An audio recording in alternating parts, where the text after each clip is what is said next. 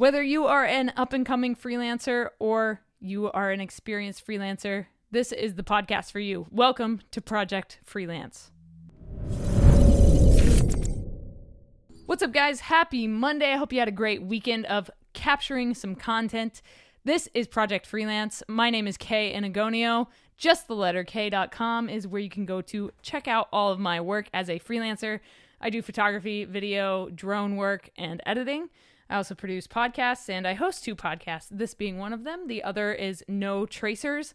It's a show about urban exploring abandoned places. It's what I do when I'm not freelancing. So if you want to check that out, go for it. But this week on Project Freelance, I am joined by ItsWildWallace. Dude, okay, so quick story. Yesterday, I was on YouTube, and this DJ came up on my feed. I don't really listen to a lot of electronic music, but that's not to say I don't like it. I just listen to more rock and metal and hip hop. That's just my first love is those 2 things, rock and metal and hip hop, as far as music goes. But I've been wanting to get into the electronic music scene as a content creator for a while. And so yesterday I was on YouTube just, browsing around, and all of a sudden this dude pops up on my feed, James Hype. He's a DJ, and he's got a series called Moving Differently. They've done like 60 episodes. They upload every week, and it's about his life traveling the world as a DJ. And I was like, yo, I got to talk to his content guy. I got to figure out how they're doing this, how he captures his content. I got to know this guy's story. Found his Instagram, ItsWildWallace, and I reached out yesterday. I was like, yo, do you want to come on my podcast? Would love to have you. This morning, he replies. He's in the UK, so he whatever, time difference. He gets back to me. He's like, yeah, when do you want to do it? And I was like, what's your schedule like? And he was like, I can do it in 30 minutes. And I was like, holy shit. All right, let's go. So threw this together. Super stoked to have him on the show. Dude, this episode is absolutely amazing. If you are trying to get into live music content creation in general, definitely stick around to the end of this episode. It's an amazing conversation that we have, and it was just really cool to go back and forth about our experiences, mine in the rock and metal scene, his in the electronic music scene, where he came from, and why he does what he does. It's a super cool episode. If you guys like this one, be sure to leave a rating and feedback on the podcast. It helps us grow, and it helps us find a broader audience of amazing listeners just like you. And if you don't mind, please leave some feedback. Let people know what you like about the show. Let people know how you feel about it. It would help me out, and it gives me great feedback. So thank you guys for listening. This is Project Freelance. Let's get into it. Wallace, please introduce yourself and what you do as a freelancer. Dylan. So I'll do an intro and outro afterwards just so we can jump into your story. So first thing I'll have you do is just introduce yourself however you want people to know you. Your name, your username, whatever, and what you do as a freelancer, as a creator. Go for it. Sweet. Yo, it's Wallace. I am James Hype's cameraman. I follow him anywhere he goes. I'm practically his shadow, and I film and edit the YouTube series Moving Differently. So welcome to the show, first of all. Thank you for coming on. You were like the fastest yes I've gotten. So let me just give you a little bit of background of how I came across your stuff. So I was watching, YouTube stuff yesterday, and then all of a sudden this guy, James Hype, gets put up on my feed, and I was like, okay, what is this? Trying to get into electronic music photography and content creation myself. I come from the rock and metal world. So I do, I tour with bands and, that kind of thing, and solo artists.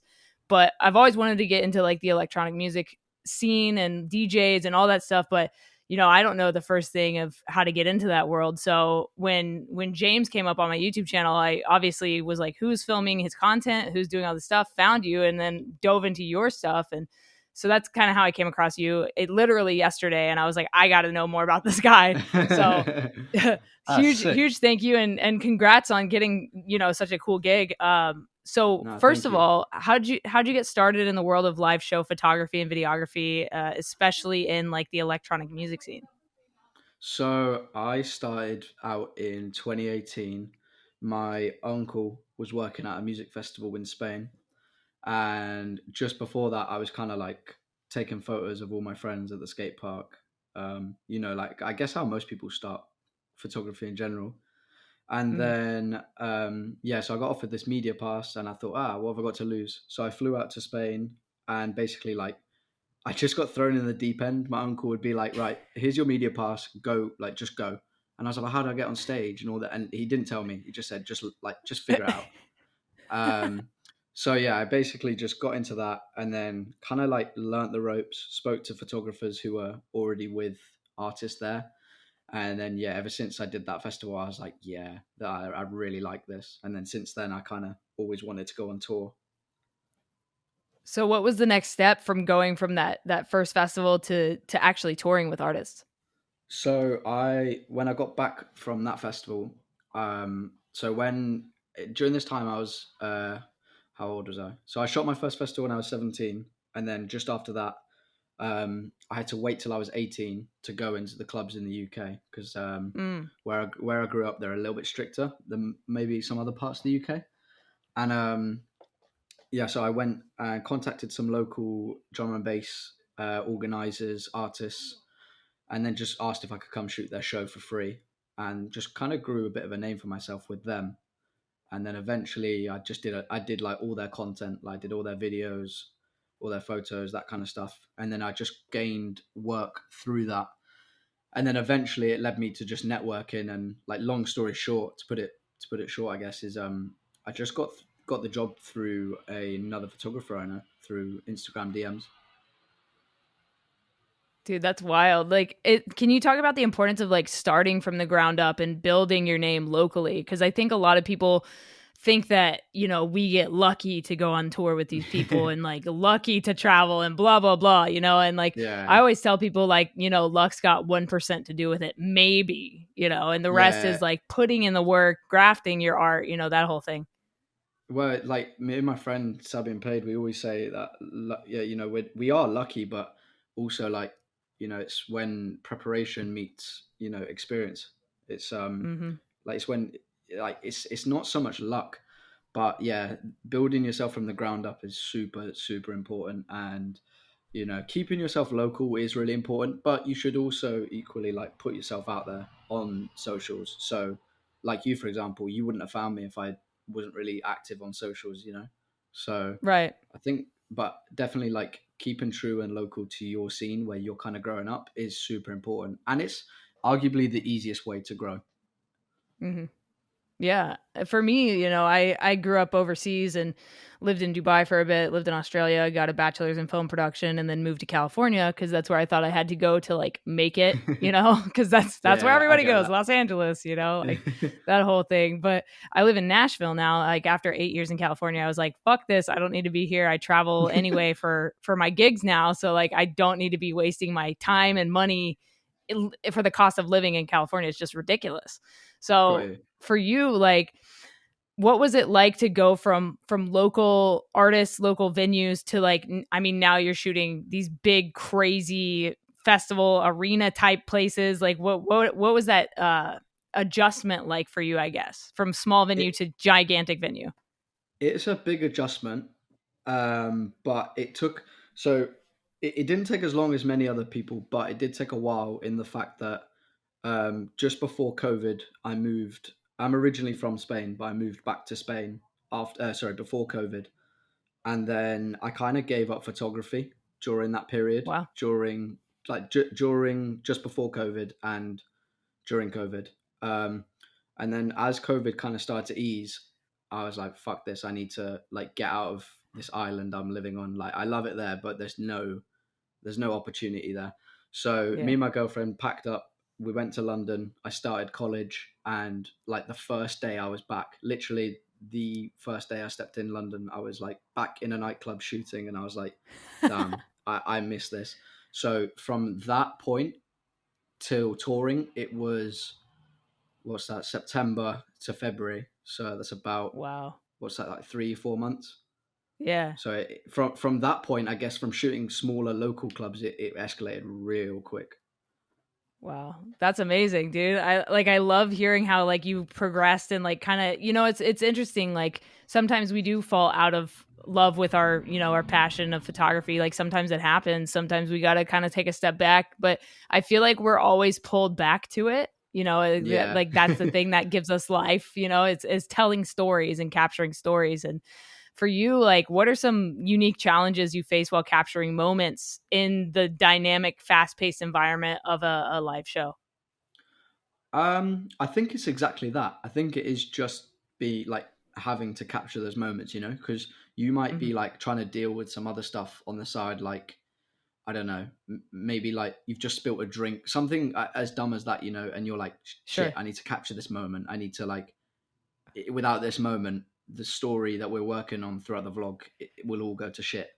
It's as like risky as that in a sense. So that to me is like the biggest risk is just missing stuff.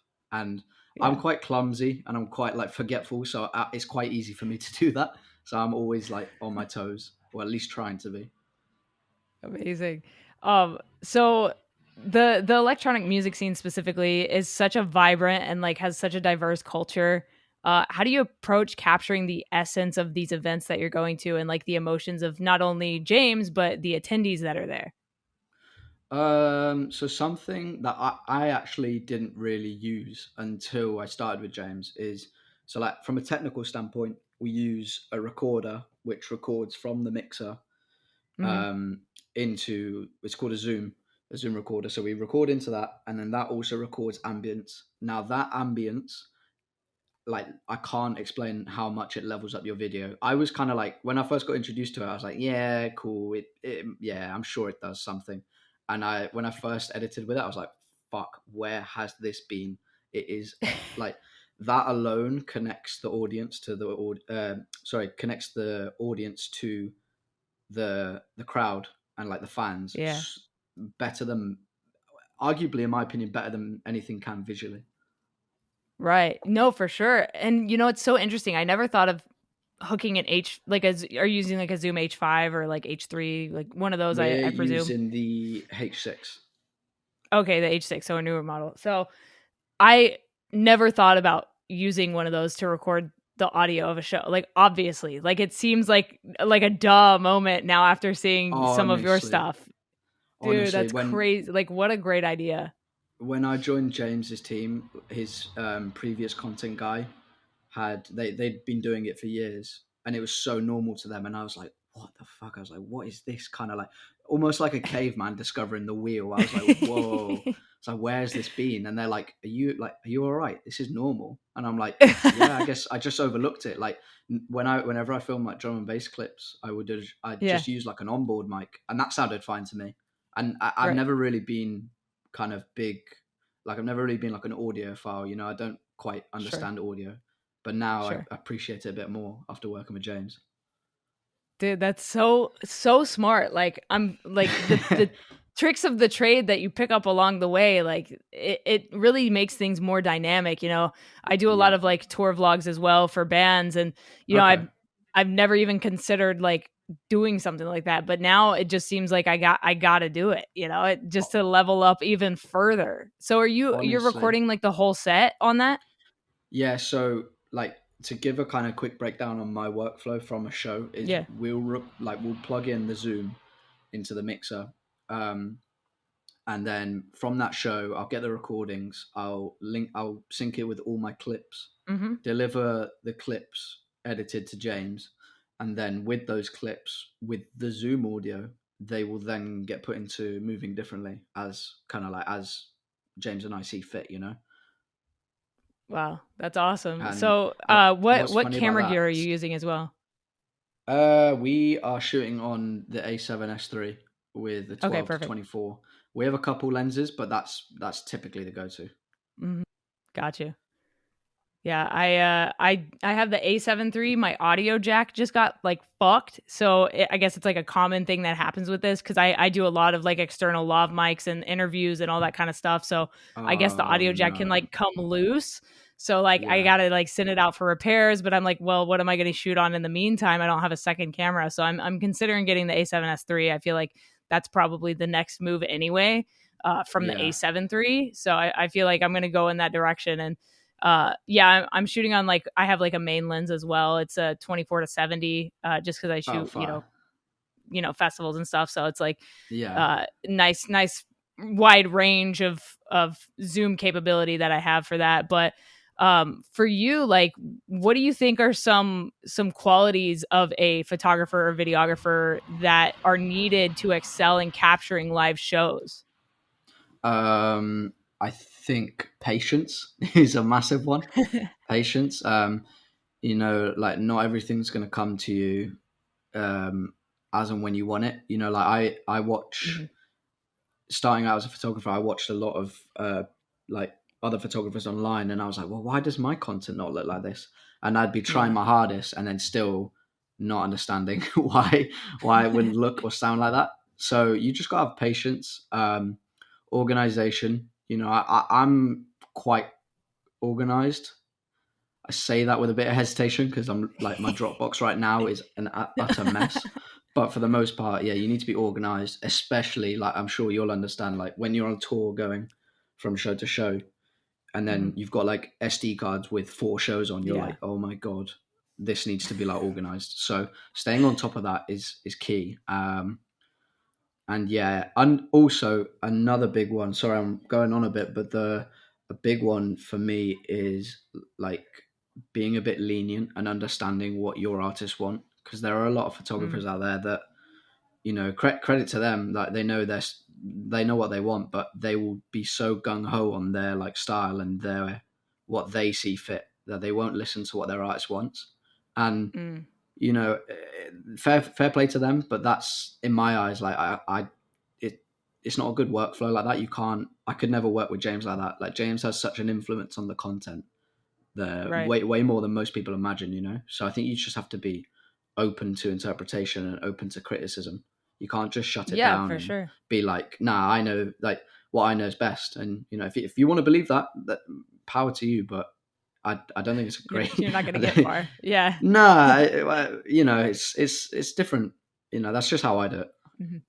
Yeah, no, I think it's cool that he's got such an influence on the content. And at the end of the day, Mm, like, your job is capturing and telling his story. You know what I mean? So it's like he's got to be like involved more so than like you just like putting your style on everything. I think that you guys collaborating exactly. is super important. It's so important in the creative industry. So how do you guys like communicate the things that you guys are trying to capture? Like, do you plan things out ahead of time? I know that's probably hard because like things change in an instant. I just watched an episode that you guys did where he was doing 4 shows in like 2 days and like just Yeah. madness. And one of the shows they like gave him the wrong gear, and so he was like, well, you have to be able to pivot. But like, do you guys like, is there any sort of planning, or is it just pack your shit, we're going to Brazil or wherever for 4 days?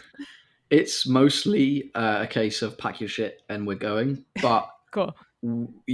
because it's a vlog and it's real life, you can't plan everything. But Sure. that's not to say there's no planning. Like we did recently, James and Medusa headlined Brooklyn Mirage, and we were like, well, okay, obvious that's got to be about Brooklyn Mirage. Yeah. Um, and then, like, when he started his Ibiza residency, it's like, okay, this has got to be the episode talking about the Ibiza residency. So there Mm, is some planning, but it's not like we're sat there with a script and all this. But whilst we're sure. shooting it, him and I are both very conscious of like, okay, have we spoke about this? Have we talked enough? Just talked enough in general? Because there have been episodes where we're all so tired and we're like, it'll come to the edit and I'm like, fuck, James, we've not spoke. Like there's like 5 minutes of talking in this 20-minute ep. So yeah, like there is some planning, but yeah, it's not like just scripted. If that's what some people Yeah, think, I don't I know. got you. I got you. Yeah, the Yeah. way I write out the episodes I do for one of the bands I work for is called the Red Jumpsuit Apparatus. They've been around for like 20 years, rock band, but Okay. we'll do like, on a tour we'll do 20 shows, right? On after like the 10th show, I feel like we've gotten to a pretty good point where we're like in a flow. We've captured a bunch of show content. Then I'll sit the Right. guys down, there's 5 of them, so I'll sit them down and interview everybody about the tour or like whatever they do when they're not touring.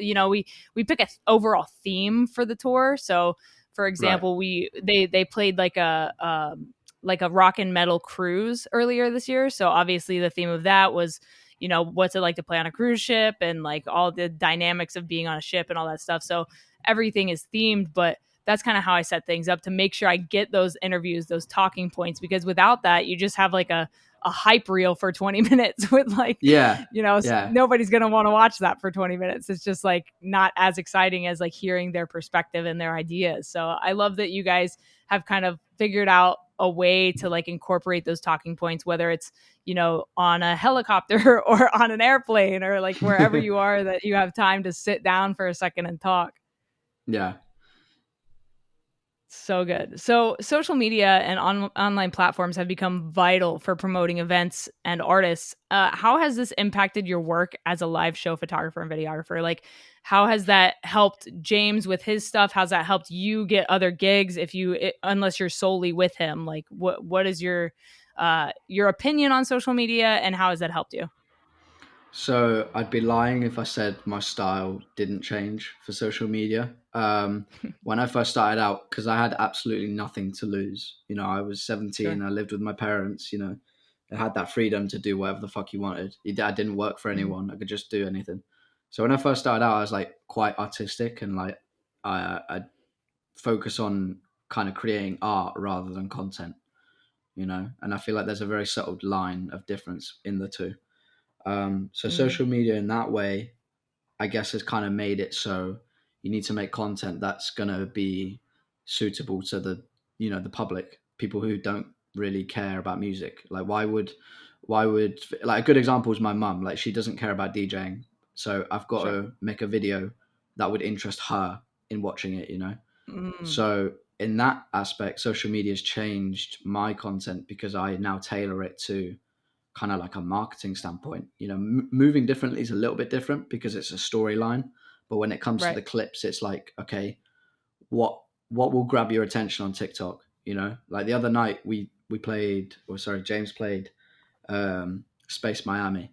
So a lot of the time I'm thinking, all right, cool. If I start a clip with the Space Miami logo or the Club Space logo, that's going to it's going to catch people's attention because a lot of people might be like, oh, it's Club Space, it's infamous. Right. um, so in that aspect, yeah, it's super changed my workflow. For James, I know it's only done great things. Like he did, I joined him after this point, but he did the streams during lockdown, and that boosted his profile and you know um, his recognition in the DJ scene. And like what him and his camera guy did back then it's just crazy. Like they really changed the way, in my opinion. I'm sure there's going to be plenty of people that disagree, but they really changed the way that content was consumed and created in the DJ kind of space. Hmm. So I want to talk a little bit about the travel. You bounce around all over the place, like you're going everywhere. Like for me, Yep. like on a tour, like we're US based or we're in Australia or we're in, London, like UK, Europe kind of thing. It's like a more compact type of situation. For you guys, I feel like you're going all over the map all the time. There's always something somewhere else that you got to get to. So what's that like for you, like I guess mentally and physically, to like be traveling so much for your job, for what you do? It's yeah, like it's tough. I still love every second of it, but there are moments where, like, we came back from Miami. I landed back from Miami yesterday, and I like stayed up all night on the plane to edit the space clips because we want to get out as soon as possible. So there are times where Yeah. we're like, fuck, this is tough.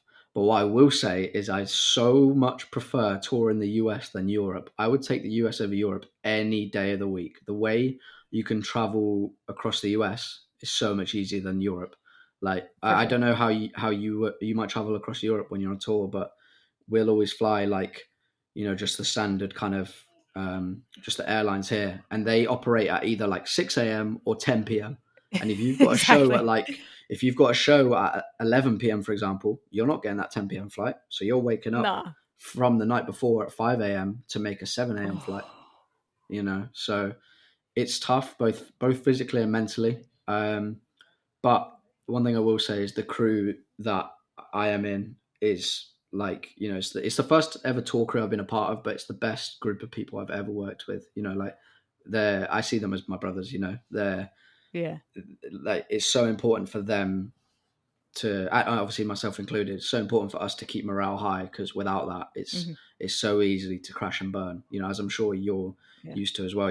Like if one person's Oh, having for a bad sure. day, we're always there to lift each other up. Yeah, absolutely. And if luck comes into this at all, I would say that is where it is for you. Like you got a Yeah, little lucky that your first crew is so rad.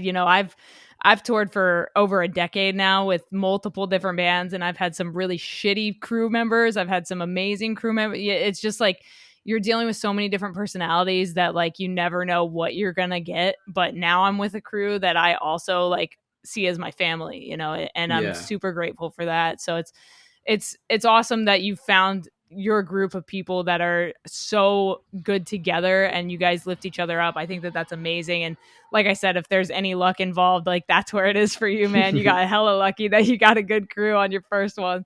That's I awesome. definitely agree. Uh, Definitely agree. yeah. Can you share some tips for aspiring photographers and videographers who want to like get into the electronic music scene? Like myself, like if I wanted to pivot from rock and metal into electronic, like what do I do? Where do I go? Who do I talk to? Okay, so I guess this advice is more for someone who's like totally starting out. If Yeah. you are totally starting out and you have a camera, network. Like find the Hmm. scene you want to go into, that you would like to go into. DM all the photographers that work in that scene. Ask if you can shadow them. Message. A lot of people aren't going to like me saying this, but email managers, email artists, DM Facts. managers, like everyone, just contact. The worst you're going to get is no, and it Yep. never hurt anyone. Like the main reason I'm touring now is purely from DMs. So my biggest advice would be to network. Invest in networking rather than camera gear. Like, I'm not saying to rock around with like a Mm. point and shoot camera, but don't think you have to like spend 5 grand on a camera that you don't know how to use. Yeah. So it would be just putting yourself out there, talking to people. Like if anyone ever asks me if they can shadow me, 99% of the time I'll say yes. Like the only time I'll say no is if it's like EDC, because it's hard to get accredited for that Right. when you're Right. not real crew. Like it's a bit more of a complicated process. But For sure. if I'm in a club in your city and James is playing, then I'll more than likely be able to get you to shadow, and I'm more than happy to help that. So yeah, I would just say just talking. Honestly, just talking. Yeah. Absolutely, and that's kind of the way I got into, I lived abroad, like I said, and moved to California. I knew like four people and they were all in one band, Yeah, so I didn't know anybody for the first time I moved there. And so I moved down the street from a concert venue and I was like, I want to do live music photography and video. Like, this is what I want to do. So moved down the street from a venue that would let me take my camera in. And I just yeah, started shooting shows until a band picked me up and took me on tour, and that's, 10, 12 years later, I'm still doing the thing and that's loving every sick. second of it, and, Congrats I've to talked you. That's to, fire. oh, thank you, man. But yeah, it's all about networking and like you said, reaching out to people. I just reached out to a band that's from Russia that are playing here in my city tomorrow. I reached out to their manager. I was like, yo, like, I would love to come capture this show. Like, they don't have their photographers not with them right now. And Yeah, their manager was like, for sure, put you on the list. Like, it's all good, no worries. And it's all about just trying and putting yourself out there, like you said, to try to get those opportunities. And if they say yes and you do a good job, they'll probably call you next time that they come to your city, or they might pick you up for a exactly. tour. You never know what's going to happen. Like, you never know who's going to pick you up. And secondly, like, can you talk about like the dynamics of like who's in a room with you? Like, you never know who could be in a room with you, so like Oh be my god, it's respectful to so everybody, you know what I important. mean? So important. Like, and even more so, like, because of the vlogs we do, we will have like some of the biggest DJs in the world will come up to us Facts. and be like, "Oh, I love moving differently," and I'm sat there with the crew going, "Fucking hell, like we need to be careful what we're saying, because like clearly people are watching, and Yeah, we just need to you need to be careful of who you could be around, because you could say the wrong thing, and or you might not have any bad intentions, but someone might take it the wrong sure. way, and it, It's it true. just takes that one person to be like, ah, okay, you want to like shoot for an artist I know in the future? Not going to happen, because Yep. like they perceived you as a dick one time. So Yep. yeah, being very careful of who's in the room, and you know who who could be who.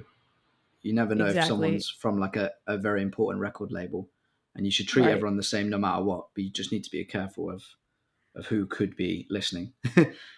Yeah, That and sounds another that point on sounds really that. suspect No, that it's way. real. No, it's real, dude. Like it's Yeah, real. You never know who could be. It's happened to me. I've lost out shit. Like I've lost out on opportunities still to this day from shit that I said in a room of people I didn't know like 6 years ago. I was like yeah, making a joke with a friend, said something like off color that he and I were connected on because we know each other, but someone overheard exactly. it and took it the wrong way. And they were like, word spreads fast in the scene. No matter if you're in Yep. electronic music, metal Facts. music, rock music, people will fucking talk and like share their opinion, and you could lose out on opportunities, man. It's a real ass thing that happens for For real. real. You need to be super careful. Like, like it's similar Super to you. careful. Like I now would never like have the banter I have with my friends, in a room Right. full of industry people I don't know. If it's a green room Yep. with just the crew, then, that's different. But the minute someone I don't know comes in, it's like, all right, you know, we need to just stay professional. Don't Yep. throw any jokes around because you never know if it's going to offend anyone. Exactly. So Exactly. yeah, just be careful of, It's a wild world. It's a wild yeah, world, man. for And the for other real. thing is like I don't know if you're on Twitter, but I feel like Twitter, a lot of people like air their grievances with like especially freelancers. I see a lot of them Yep. airing their grievances with clients, not like tweeting at their clients, but they'll like talk shit about clients. Like people that are gonna hire you are probably looking at your fucking Twitter to see what you're Honestly, saying.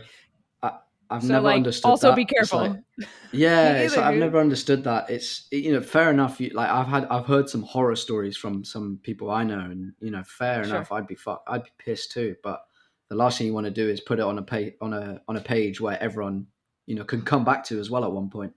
Facts. And all it takes Yeah, as it's well is true. one screenshot of that tweet. Yep. And say maybe the next day you're like, oh, you know what? I was a bit angry. I shouldn't have done that. Delete. Someone still got that. Someone could still have Yeah. that. So I Oh yeah. wouldn't. Yeah, It's true. like I agree. I wouldn't. I'd be very careful in what you tweet or post Yeah, anywhere. exactly. And I feel like the photography community on Twitter, there's like a lot of, especially in my scene right now, there's like so much drama going on Twitter. I'm like, guys, like, Okay. stop! You're all acting like you're in high school. Like this, we're supposed to be adults and professionals, and you guys are just like attacking each other for stupid shit. It's ridiculous. But um, for you, like, my last question for you is, what is something you know now that you wish you knew when you started all of this? Um. Ooh, that's a good question. Um.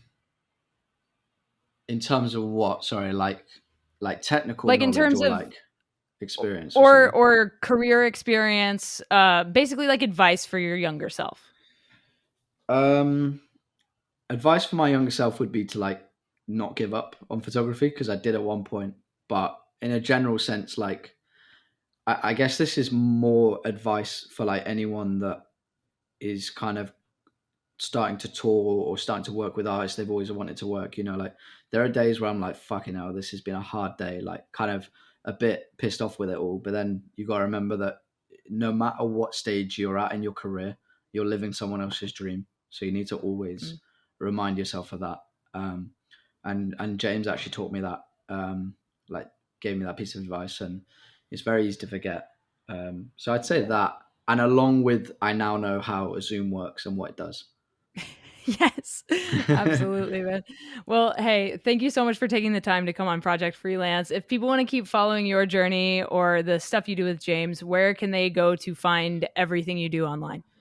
You can follow me on all socials at ItsWildWallace, and every Monday we release an episode or a live DJ set on James Hype's YouTube channel. All right, guys, that was my episode with It's Wild Wallace. I hope you enjoyed this episode of Project Freelance. If you did, do me a massive favor and leave a rating and feedback on the podcast. Like I said at the beginning, it helps us grow, helps the podcast out a lot, and it makes me happy to see your feedback. So thank you for doing that. If you want to come on Project Freelance, just hit me up at Project Freelance on Instagram or Twitter, or you can hit me up on my new Instagram, just the letter K _IMG for image. That is my new freelancing page, portfolio page on Instagram that I am trying to build right now. So if you want to give me a follow on there, that'd be sick. You can see all my work at justtheletterk.com. If you want to hire me for any content creation, let me know. Go give Wallace a follow. It's Wild Wallace on all social media, and follow James Hype's journey as well on YouTube. I'll put the links down in the description for you guys. Thanks for checking it out. This has been Project Freelance. I'll talk to you guys next Monday. Stay strong. Keep enduring.